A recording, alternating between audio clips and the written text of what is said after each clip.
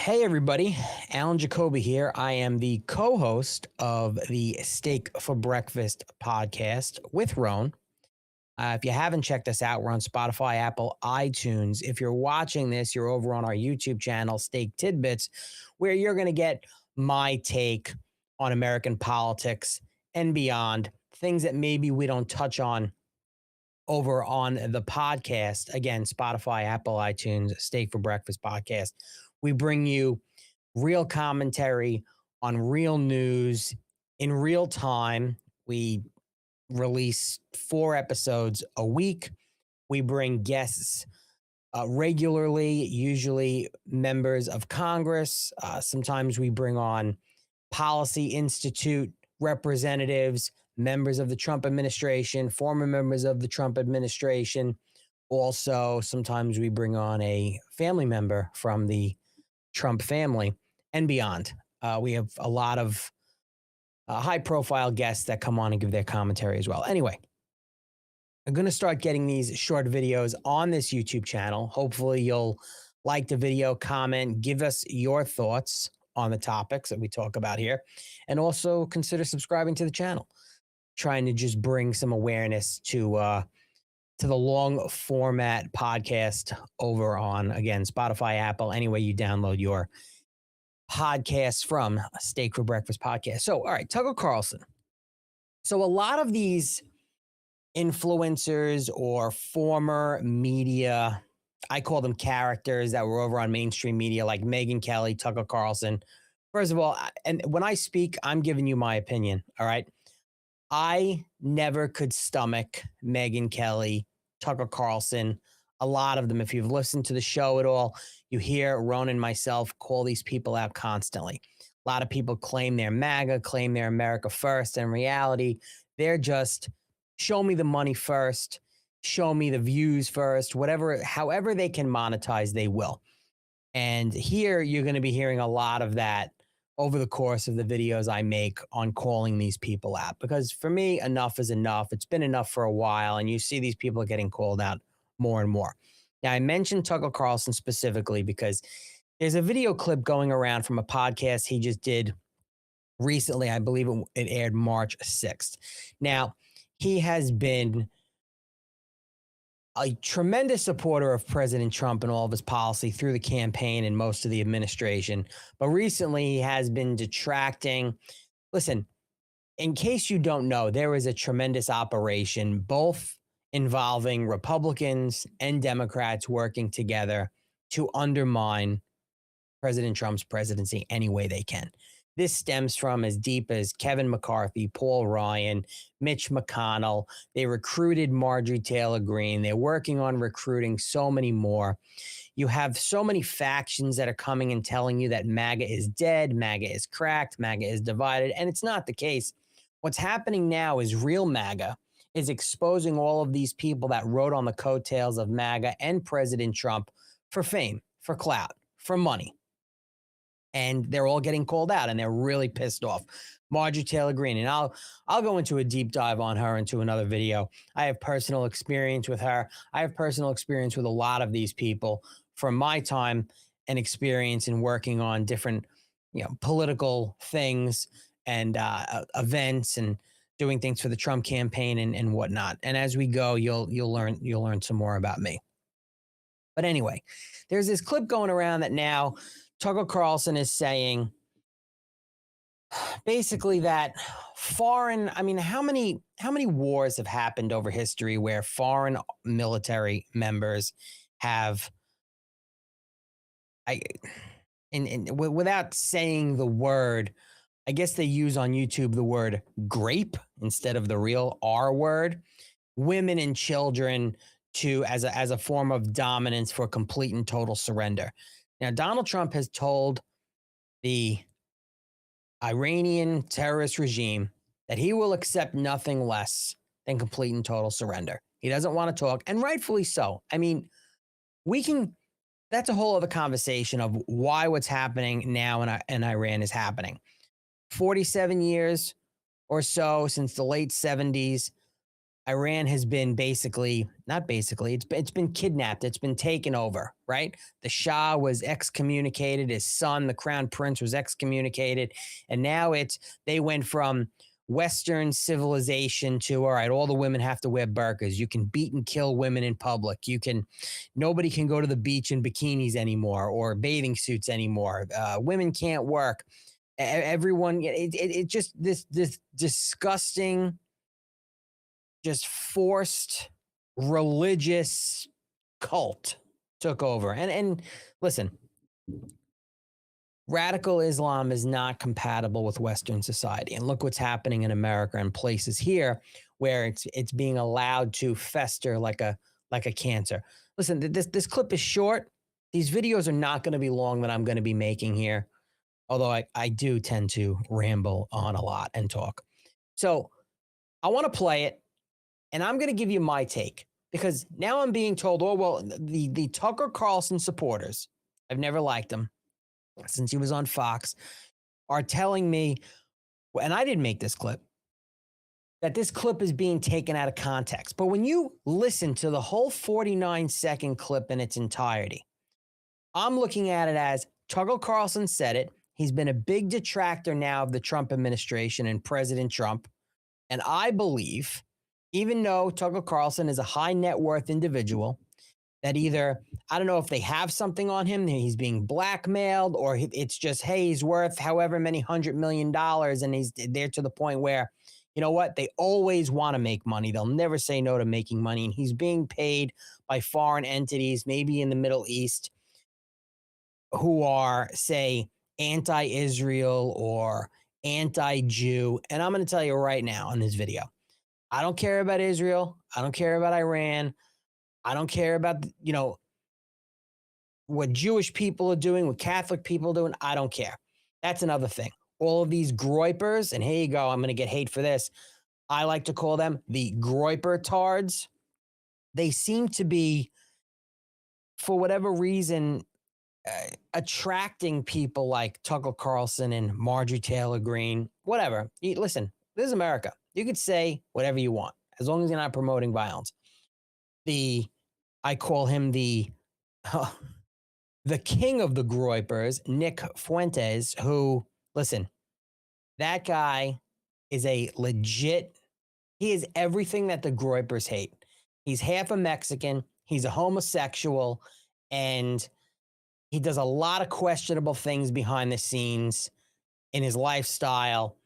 The guy is toxic. He's now telling supposed groypers who was labeled as this alt-right faction of MAGA, which they're not. They're not even MAGA.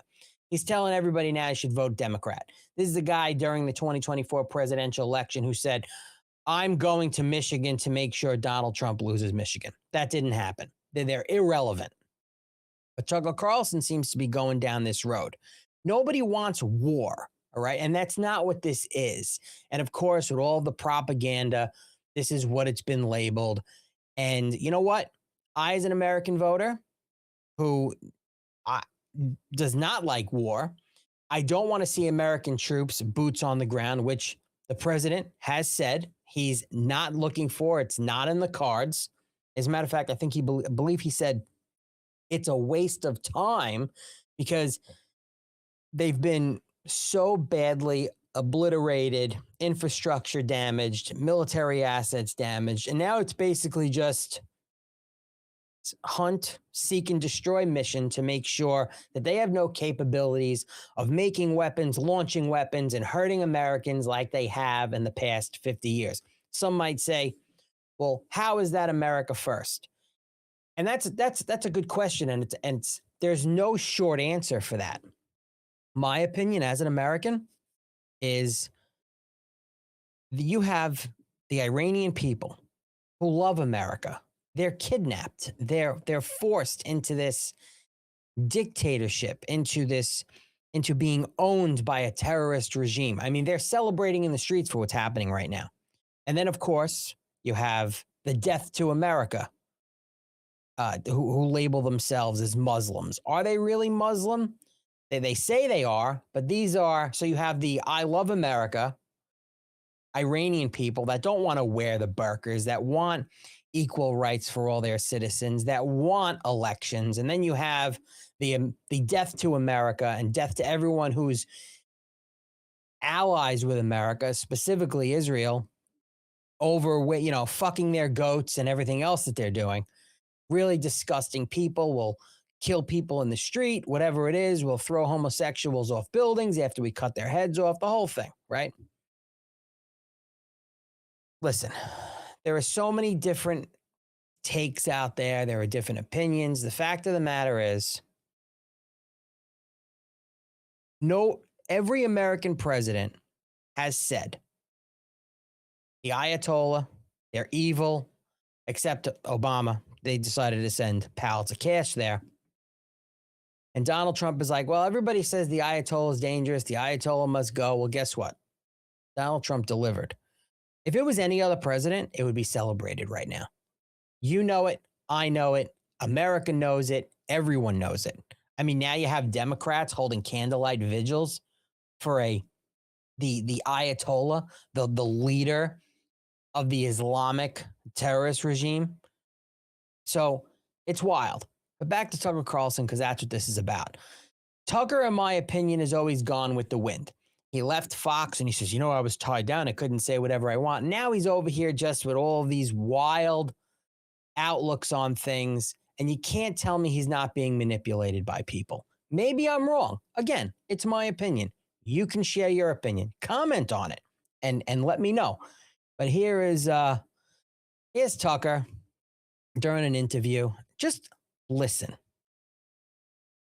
Unconditional surrender means foreign troops get to rape your wife and daughter if they want. And everyone knows that. And that has been, if there's one consistent lesson of history, it means unconditional surrender means foreign troops get to rape your wife and daughter. I want to pause it for a second. We know this has happened in history, right? So, no, Donald Trump didn't give an order to the United States military under his, hey, nothing but complete and total surrender, that they can go ahead and do these things, these horrible things to women and children anywhere in the world, right?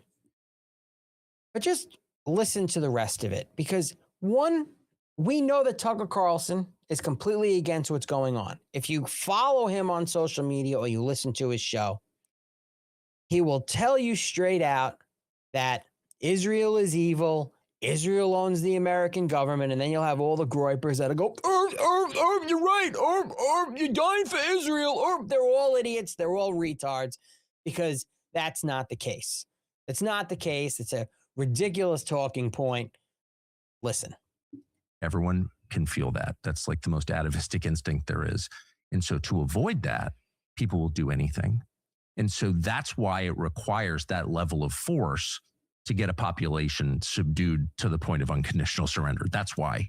And so in this case, of course, we don't have the ground force necessary. I don't think Americans would voluntarily participate in it. I just don't think we can do that. I don't think Americans would participate in it. I don't think we can do that. We lack the ground force. Really? How about Americans wouldn't do that? There is no American president. There is no military leader in the United States military anywhere that would condone an order to intimidate a population to the point of break them down mentally, even if you have to do those horrific things to their women and children. Especially not now. So this is Tucker Carlson playing with words and bringing his group that follows him, his base, specifically the base that truly hates Jewish people, truly hates Israel, whatever. Is Israel and the Jews in the room with you now? Just to push that narrative further, to say that the American government, they're run by Israel, the smallest country can run and bribe this larger country, the United States of America. You have Marjorie Taylor Greene going everywhere on any network or any basement podcast that'll have her to tell her story about how Israel buys everybody. Listen, there's no doubt about it. Israel has strong lobbying in DC, right? So does everybody else. But it's, again, I'm not making this video to defend Israel. I could care less about them. I do know that if Iran had the chance, they said it in their parliament, by 2040, they said they would completely obliterate Israel off the map. And then, of course, the gripers are like, oh, yeah, that's great. We want that. Do you want that? Do you want the largest terrorist organization, the largest funder of terrorism, to go ahead and obliterate the only country there really that assimilates to Western civilization? Because it's not just going to stop there. And by the way, there's about, I don't know, a dozen Muslim countries that are celebrating and supporting the fact that the Islamic terrorist regime, the Ayatollah, are being taken out. Muslim countries, okay? Countries that are opposing to it or on the fence about it are countries that are basically being taken over by Islam, like the UK and Spain and other places, okay? Because it's not going to stop there. Remember what the radical Islamic State, the Islamists say. It doesn't matter if it takes 30 years or 300 years. Their goal is to have Islam in every living room of America, okay? When you have, so Patrick Bet-David, he's from Iran. He served in our military. I call him, all right, the Patrick Bet-David Iranians, and then you have the goat fucking terrorist Iranians, right? Two different things. The Muslims that we've allowed in this country who assimilate to all of their disgusting barbaric customs, right? In the caves that they all live in. They're here in America abusing women, talking shit to women on the street, American women, finding ways to try to ban owning dogs, harassing people who have dogs on their leashes because they're against dogs. You had me there. If you're against dogs, you're out. That's just me. We'll get back to this in a second. That's the difference. Okay? You have the Muslims that don't want to wrap their women up like mummies, okay? That don't want ownership. There are plenty of them that live here that assimilate to Western civilization. And the ones that live here that have fled in the late 70s with their families, they still have family there. They'd love to go back and visit, but they're afraid, or they would like to go back and maybe live. So if they were able, if the Iranian terrorist regime was able to take out Israel, they would take out even Muslim countries that completely just want nothing to do with the Ayatollah and radical Islam. They would take them out too. And European countries. Well, when would it be our turn? Would it be now? Would it be when your kids are adults? Would it be your grandkids, your great grandkids? So to me, America first is protecting our homeland. And the biggest threat to our homeland is radical Islamic terrorists and all of their proxy organizations, which are all rooted in Iran. That's a fact, people. And they'll tell you, they'll come up with some ridiculous tinfoil hat conspiracy theory on why that's not true. You literally have American citizens who hate Jews and hate Israel rooting for Muslim terrorists at this point. That's what's happening. And I don't think Tucker Carlson is too far behind that. I'm just going to finish this up because I want you to hear the end of it. It's important. would require weapons of mass destruction. It would require presumably nuclear weapons in order to do that. And let's not lie to ourselves. We're moving toward that. I want to rewind it a little bit. Just listen again. Requires that level of force to get a population subdued to the point of unconditional surrender. That's why. And so in this case, of course, we don't have the ground force necessary.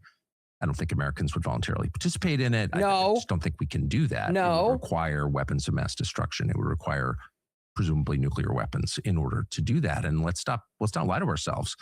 We're moving toward that. We're moving towards what? We're moving towards the American military having to use horrific force against women and children to subdue a country, to subdue a population, to completely make them submissive because of the threat that Iran might be. And this isn't just about nukes, and it's not about oil. I mean, we're blowing up their oil refineries and infrastructure. We don't get oil from Iran.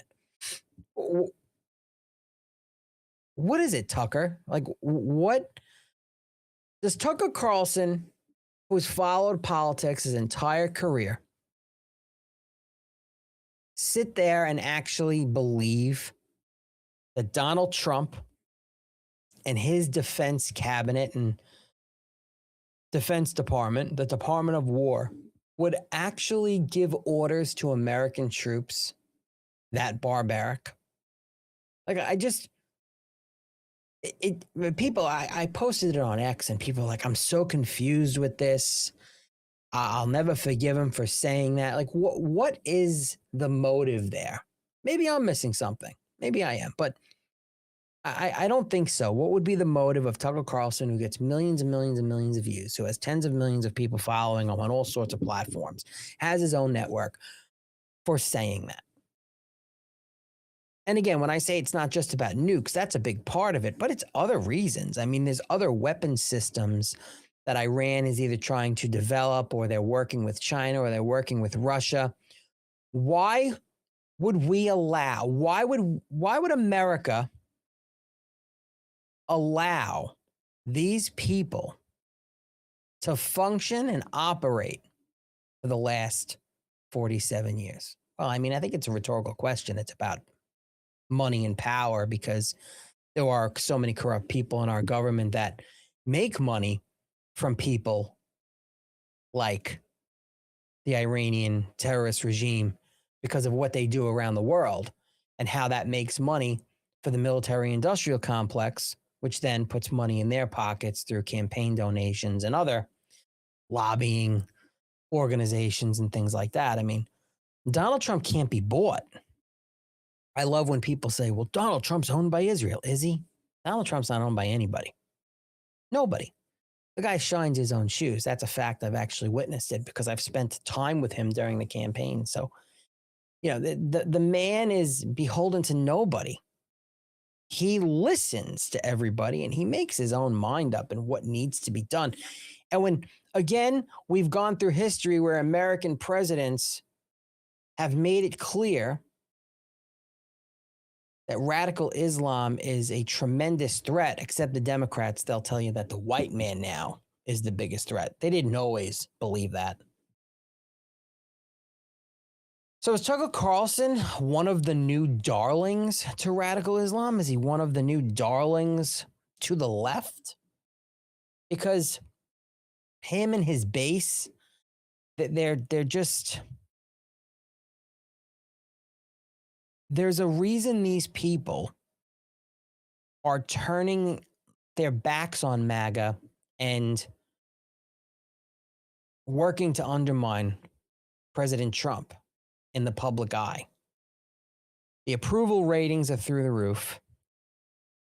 The fake polls are through the roof as well. That's pretty funny.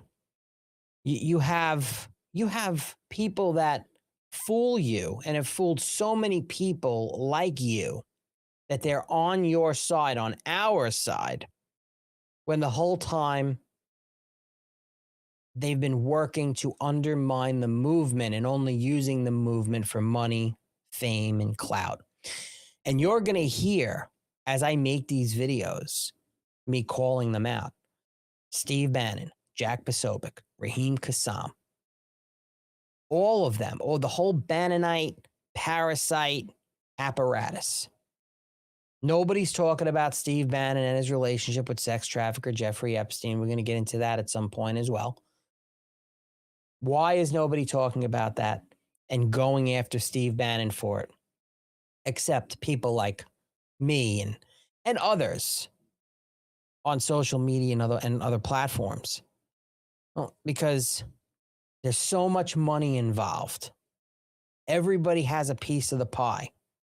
So they're just going to stay quiet about it, and they're going to come up with some ridiculous spin that Steve Bannon was some sort of undercover agent trying to flip Epstein. And that's not the case. Steve Bannon was thrown out of the White House in 2017. He befriended Jeffrey Epstein, doing PR for him, going to make some big documentary to polish his image as an already convicted sex trafficker for money. I'm not here saying that Steve Bannon did anything inappropriate with children. I'm saying Steve Bannon was fired from the White House. He had an axe to grind. Jeffrey Epstein had an axe to grind with President Trump. The both of them did. They teamed up. They texted about it. They sent texts and emails to each other about undermining the first administration, the first Donald Trump presidency. Steve Bannon worked and even admitted to tanking China trade deals that President Trump was making, okay? Wanting to get rid of Mike Pence and have Mike Pompeo in, and all of this. All of this. Where would it have gone if Jeffrey Epstein wasn't arrested? Where would it have gone with Bannon and Epstein? How far would they have gone? Because it was getting pretty dark and dicey in the texts and the emails. And then all of a sudden, when Bannon was ready to go to the islands to film part of this documentary, Jeffrey Epstein, from his phone, was sent to Bannon. Everything's canceled. And that was it. They arrested him. It was done. Imagine if it wasn't done. What were they capable of doing? Bannon started his media company because Jeffrey Epstein told him he should. There's so many things that are happening, and when they'll tell you that MAGA is cracking, the same people that are supporting Bannon and the same people that are supporting Tucker and Megyn Kelly and Marjorie Taylor Greene, they're going to tell you that MAGA is breaking, that MAGA is no more, that it's dead. Meanwhile, I mean, they just did a poll that like 98% of MAGA is supporting everything President Trump is doing. It's not. That's an illusion. They want you to think that because we're in the midterm elections, and they literally, listen, Kevin McCarthy, Paul Ryan, Mitch McConnell, Mike Pence, other powerful Republicans, the Bush family, they want Republicans to lose the House. Their attitude is we can lose the House and we can get it back in 2 years. And it'll be fine because historically, whatever party the sitting president is, they end up losing the House in the midterms anyway. So the Senate, we're not losing. The math doesn't work for us to lose the Senate. So with that in mind, they're like, listen, we got the Senate. It's not like any radical legislation that we don't support is going to get through. But we can undermine Donald Trump's presidency because they all hate him, make him a lame duck president if we lose the House. I mean, granted, members of Congress aren't helping themselves, but it's only coming down to, I think, 18 or 20 purple seats that have to be defended. There aren't going to be any major flips, it looks like. It looks like we're pretty solid. It would be nice if we gained some.